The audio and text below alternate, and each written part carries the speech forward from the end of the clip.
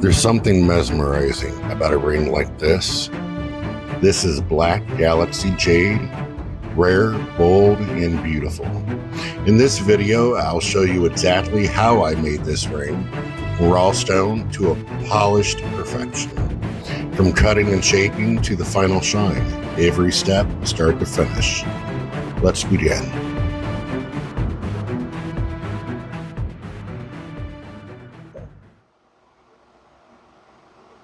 All right, so once your stone has already been cut and is now flat on one side, so you want to go ahead and crank it back. And then the ring that we're going to be making is going to be about 1 centimeter wide. So to make sure that we are exactly 1 centimeter, we're going to go ahead and put our ruler on the line right there and crank it over. Each saw is different, so the amount of times that you have to crank over, varies between saw to saw.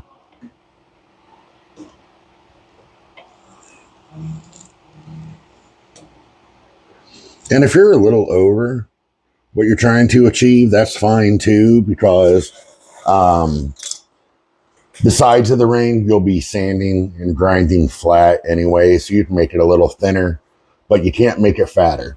So it's better to have too much than not enough. So that's all ready. We're going to back up the saw just a hair to make sure that the blade spins freely. And yeah, everything's set up. So go ahead and crank it. All right, so that cut is done. And we got all the oil off of it from putting it in some cat litter to soak up the oil. Now you want to brush off as much of that cat litter dust as you can.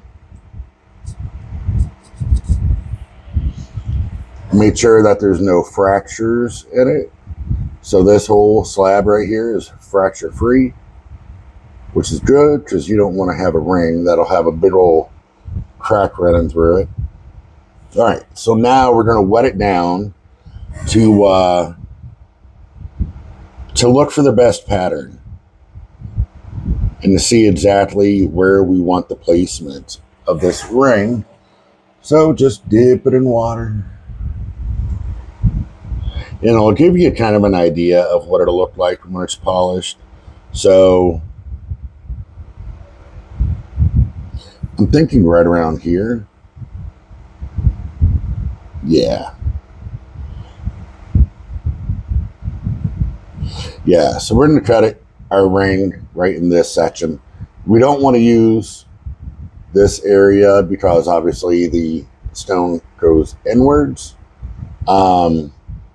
So we're going to go ahead and mount this up in our drill press. We're going to be using these coring bits. You can get these off of Amazon, eBay, whatever. But yeah, they're just diamond plated coring bits that you can hook onto your drill press and make perfect circles for it. We're going to use a smaller one for the inside diameter and a larger one for the outside diameter. And that'll give us the foundation for the ring we'll be making. Okay, now for cutting the ring, everybody's setup is going to be a little bit different, but I'm just using a basic Harbor Freight drill press that I mounted a piece of wood on here because when the diamond core bit is going to be going through the stone, I'd much rather have that diamond bit hit the wood than the metal beneath. So the wood here is just to cushion it a little bit. But you definitely want to use water when you're cutting stone. So I have this tray underneath here that just kind of trickles down into my sink over here. And, you know, if you're using a water pump, you know, this can have a hose on it and dripping down into your water bucket. But I also use this. This is a flexible attachment from Loc-Line, which I'll be linking that in the description as well. And has a magnetic holder right here. So I have my water feed coming here, pumping up through, and it'll be squirting out here that I can aim directly onto the stone to keep it cool, keep a little bit of lubrication going on, and make sure I don't burn up my bits.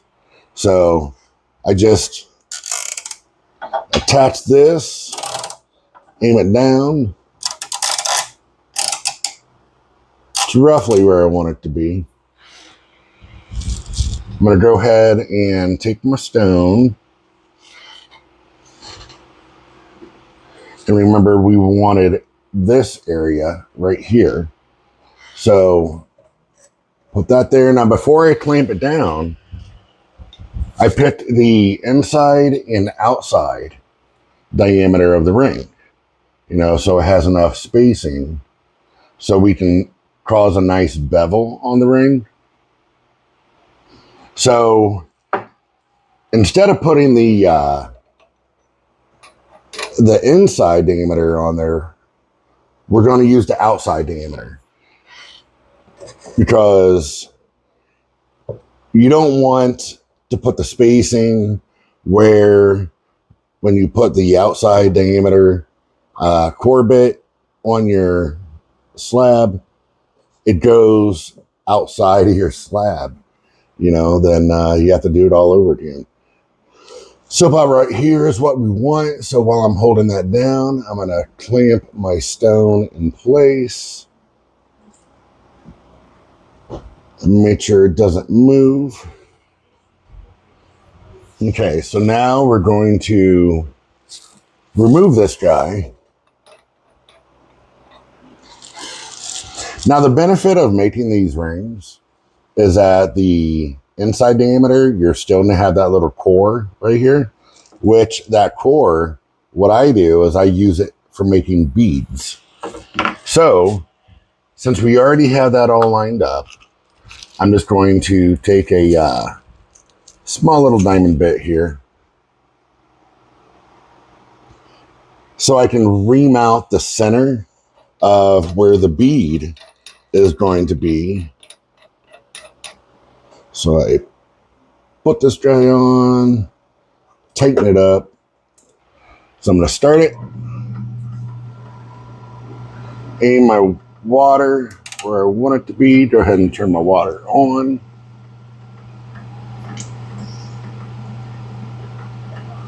You don't need a rushing geyser on it, just enough to rinse away the ground stone and to keep your bit cool.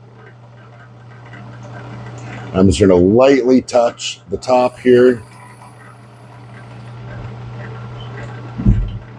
Let me zoom in a little bit for you.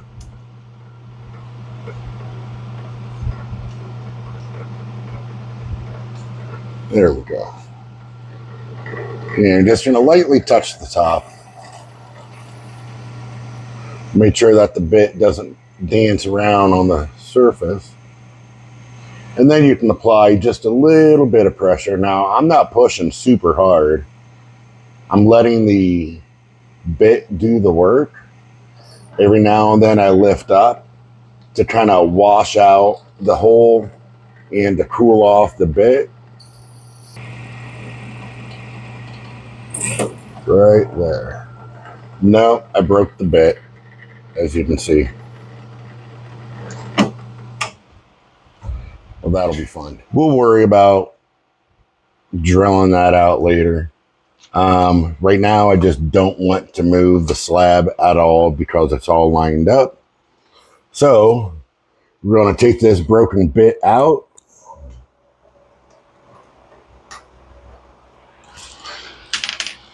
and then put the inside diameter bit in. All right, so we got this the bit on there. She's tightened up. We got my water going, and the coring bit is not going to hit my nozzle, so that's good. We'll increase the pressure a little bit. You may want to use ear protection during this part because it can get loud.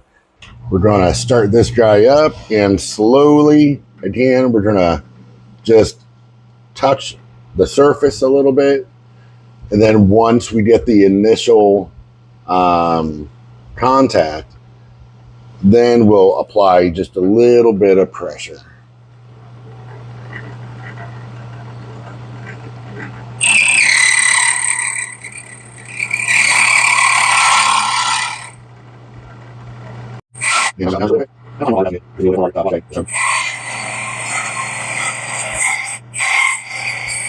Now this part does take time, so just be patient. And again, let the diamond bit do the work. Don't force it, or else you might take a chance of ruining your bit or cracking your stone.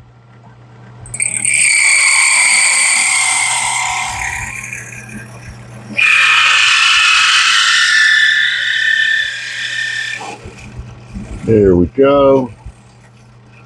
Just broke through the other side, and that's why I had that wood there to cushion it, so I'm not grinding against the metal.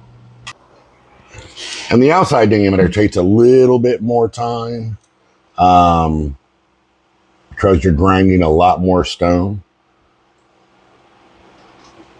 Turn up the water just a hair more. There we go. All right, and start again.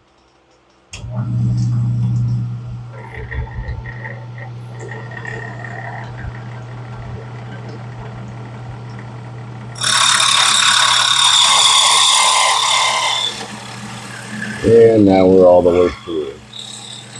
Pump it a couple of times.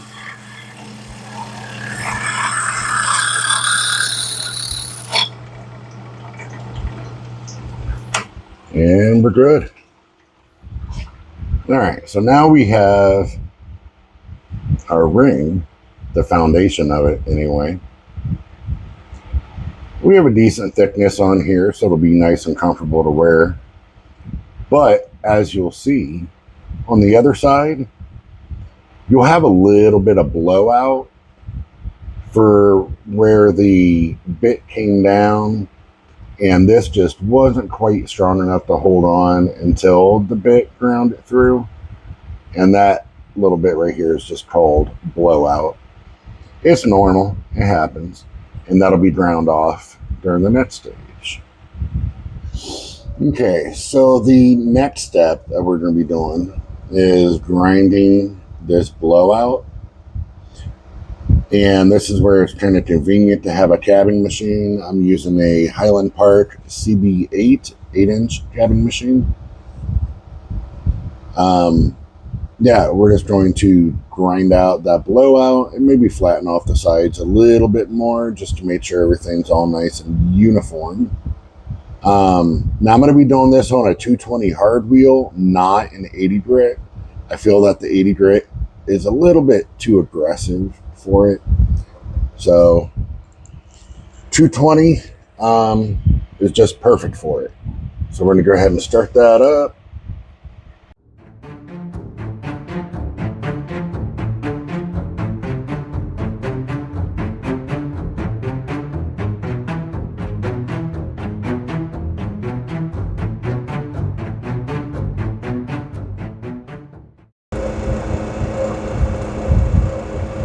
Looks good to me so far.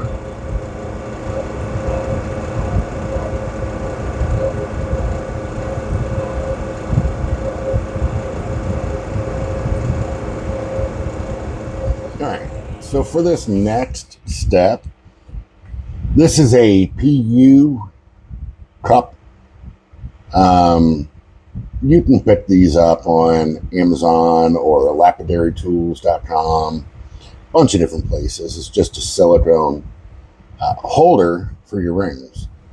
So They come in different sizes for different size rings, but they do move. They have a little bit of give to them. So we're going to smooth out and slightly bevel the inside of this ring. So we're going to put our ring into the holder here. Make sure it's relatively level and even all the way across. That looks good. Use a state-of-the-art zip tie here. Wrap it around. And this will just add a little bit more tension on it so your ring doesn't go flying out.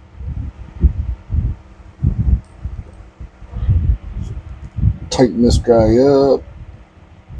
The attachment right here, what I do is I hook it up to my cordless drill. Is there a better solution? Yeah, probably.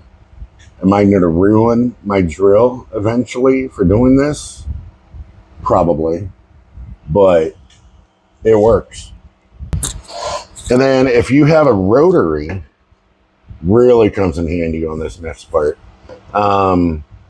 Again, we're not going to be doing much shaping with it. So I believe we're going to start off on...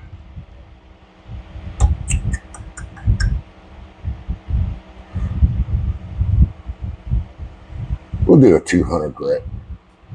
So for the shaping of the inside of the ring, it's not super imperative to use a ton of water. So we're just going to have a little drip right here. And every now and then we're going to cool off our bit.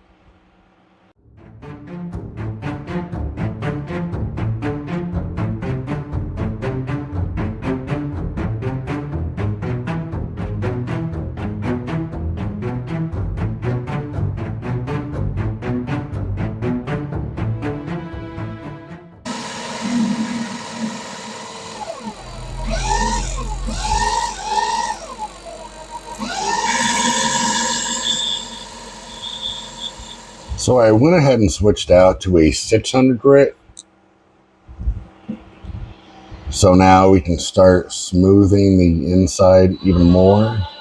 600, if done right, it'll add kind of a matte finish on the inside. Not sure if we'll stop there or finish it off with a diamond paste.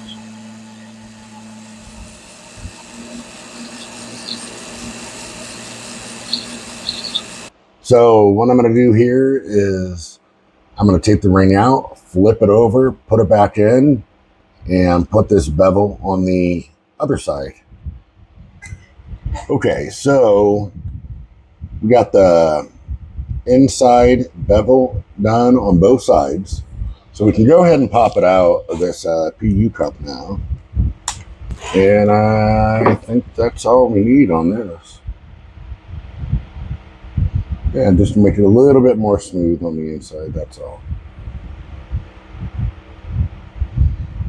All right, so now for the next step, we're going to bevel the outside of the ring. We're not going to go all the way down here. We're going to leave a little bit of a lip all the way around. Now for this, you want to be really careful and pay attention to what you're doing, so you can have a consistent bevel from one side to the other. A nice even curve. So the next part, when we're doing the bevel, we're going to go back over to the cabbing machine just to make things a little bit faster. And what we're going to do, we're going to hold it at an angle and spin it at the same time, making an even girdle or an even edge around the entire circumference of the ring,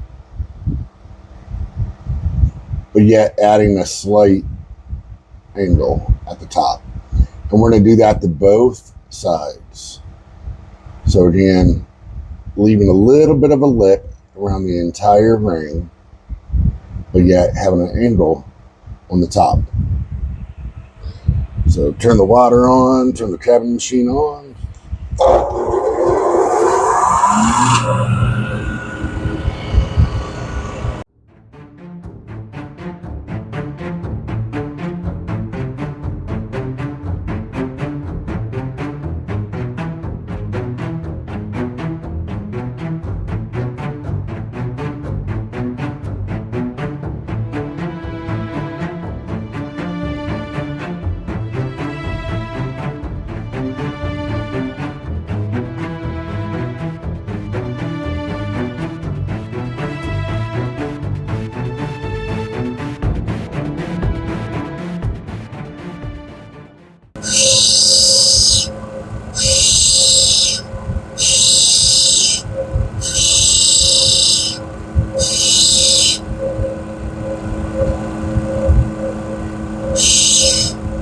Alright, so now we got the angle on both sides. So now we're going to start rolling it to dome it over. So we're going to start grinding this sharp edge right here.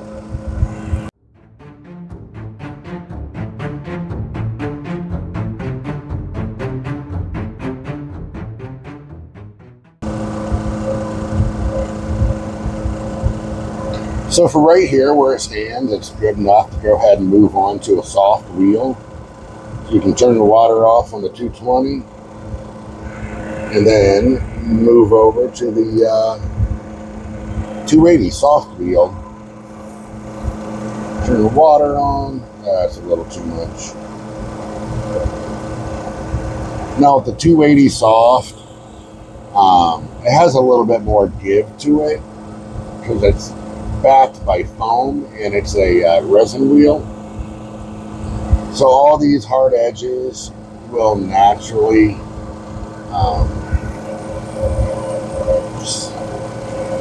smooth out.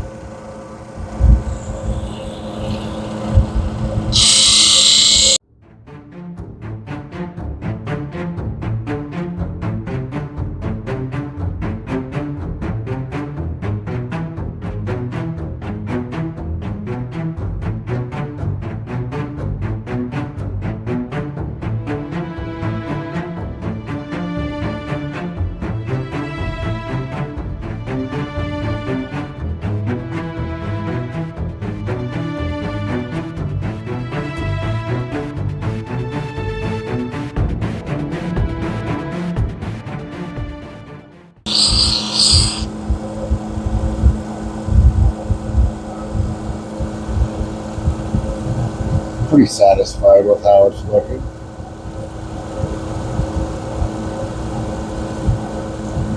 So I'm going to go ahead and dry this off,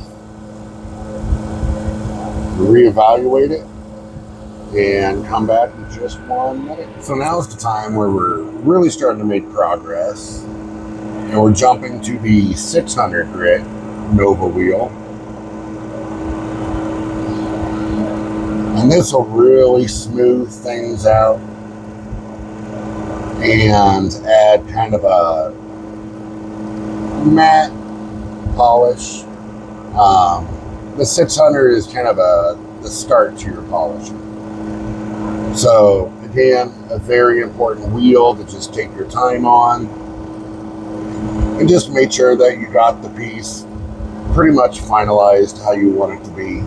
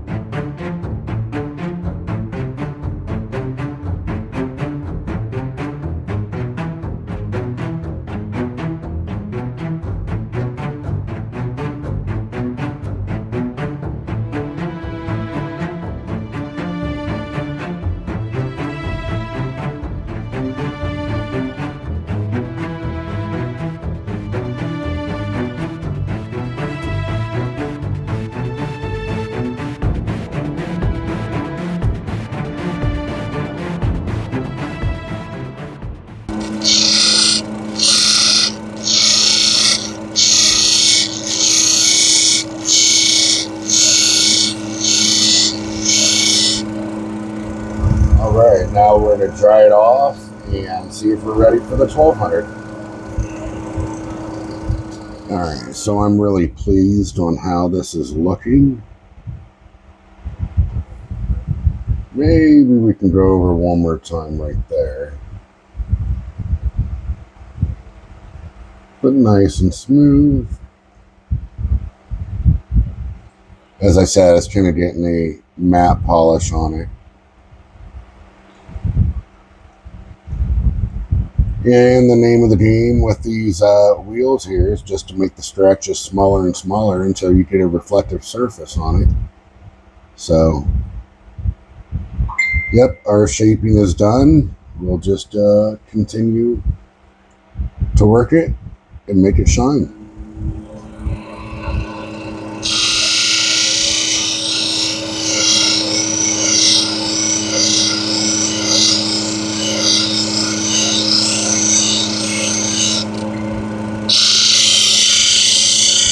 Re-angle here, turn the water off on the 600, turn it on the 1200. And it's better to use a little too much water, especially on Jade. To use too much water than not enough, because Jade does not like heat. Jadeite does not like heat.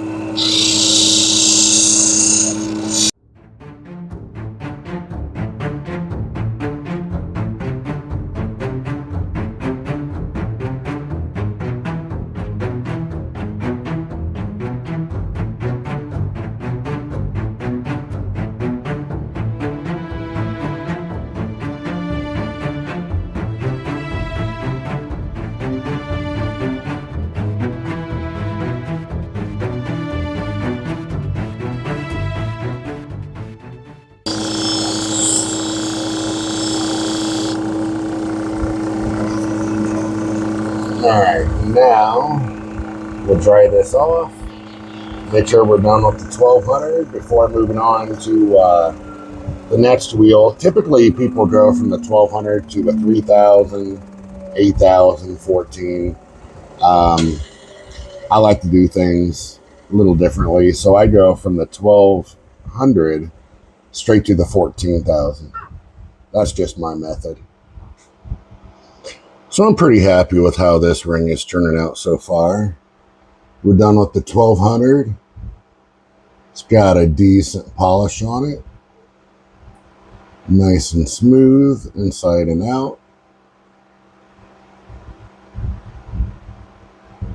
So now we'll move on to the 14. Add a little bit more of a polish on it before we move on to our final polish.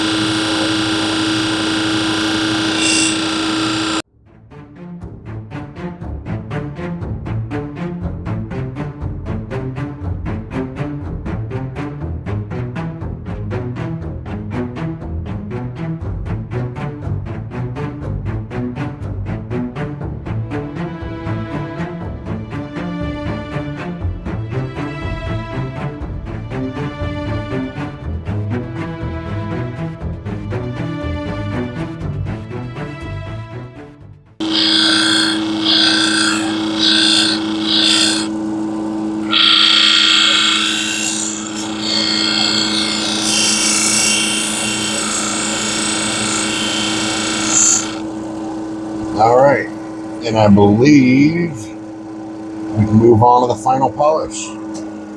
Let's go ahead and dry this guy off. So for the final polish, we're going to be using a tin oxide on soft leather. You can get the polishing pad, the leather pad from Diamond Pacific, and the tin oxide from Diamond Pacific as well. And of course, I'll link those down in the description. But we got our pad all charged up. Screw it on to the side here.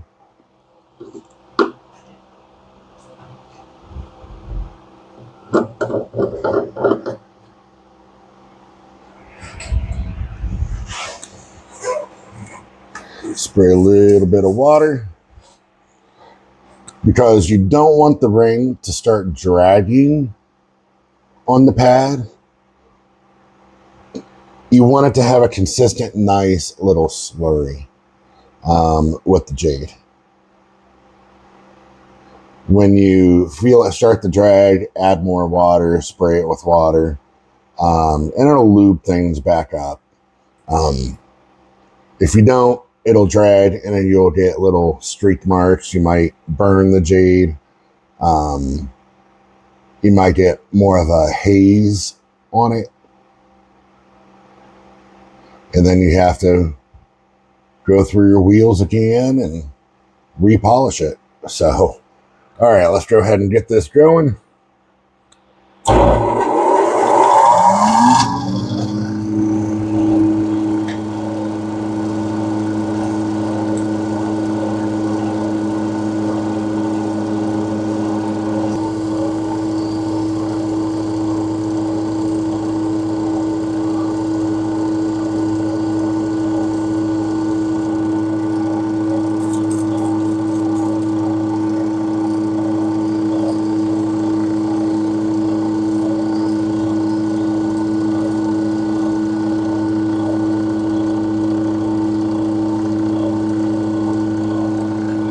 All right, so let's go ahead and rinse this off and see how she looks. So I'm pretty happy with how this ring came out.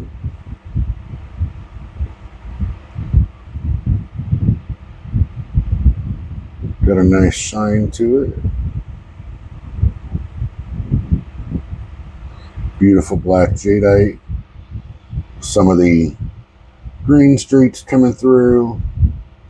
Some of the pyrite glistening.